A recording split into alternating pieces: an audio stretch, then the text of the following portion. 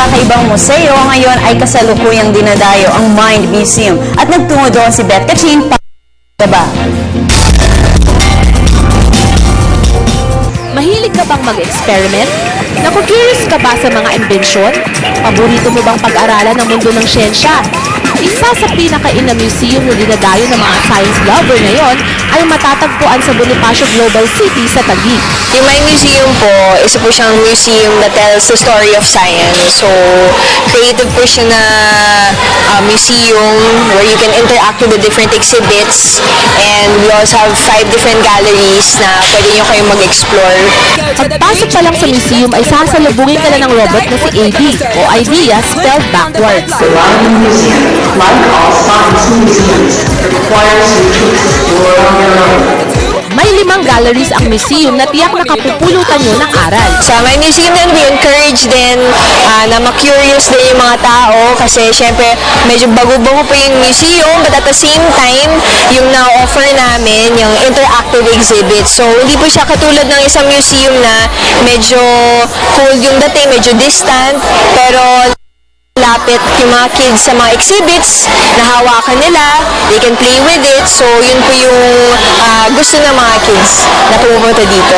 Ang Atom Gallery kung saan makikilala ang kakaibang mundo ng pinakamaliit sa larangan ng puwersa at particles.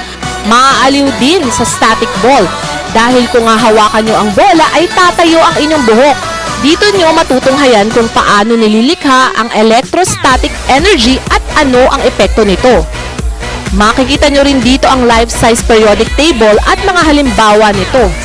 Matatagpuan nyo rin dito ang Life Gallery, kung saan makikita ang exhibit na tungkol sa mga ninuno ng tao at ng hayop. Dito rin tayo magkakaroon ng mas malawak na pangunawa sa mahalagang gamit ng iba't ibang bahagi ng katawan ng tao tulad ng puso at ng utak. Ang Human Brain Exhibit ay isa sa pinakamalaking exhibit sa buong museum. Makikilala nyo ring mabuti ang isa sa pinakamalaking nilikha, ang butanding o whale shark. Sunod nyo namang dapat tuklasin ang Earth Gallery, kung saan masasak ang kwento ng ating planeta. Sa Nature's Hourglass pa lamang ay isang makapigil hiningang 12-minute 3D animated film na magkukwento ng 4.6 billion year history ng ating mundo ang inyong mapapanood. Sa gallery na ito rin matututunan kung paano nagiging fossil yung mga labi ng mga nabuhay na organismo, libo o milyones na taon na ang nakakaraan na nagkakaroon na ng deposito ng sediments. Mamamangha rin kayo sa kauna-unahang T-Rex exhibit sa bansa. Siya si Stan the T-Rex na ipinangalan kay Stan Sacrison na nakadiskubre ng kumpletong kalansay ng T-Rex. Si Stan ay pagpapatunay lamang na totoo nga ang mga dinosaurs. Malalakbay nyo rin ang kalawakan sa pamamagitan ng Universe Gallery. Maaaliw kayo sa mini planetarium ng gallery at mararanasan din dito ang space shell kung saan maririnig nyo ang mga nakikita ng mga astronauts habang sila ay nasa loob ng spacecraft.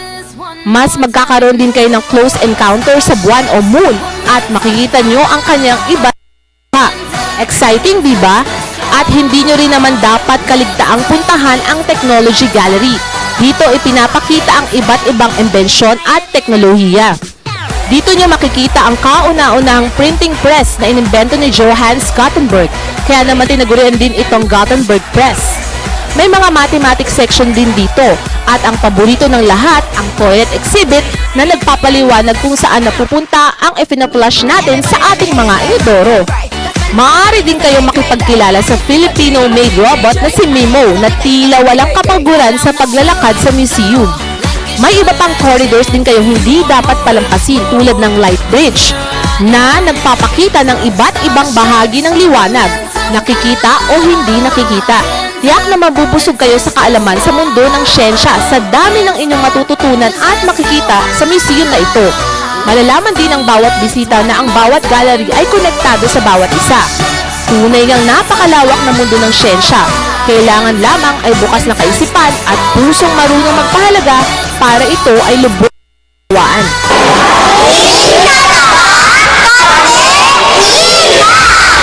Para sa Telebisyon ng Bayan, Elizabeth Kachin.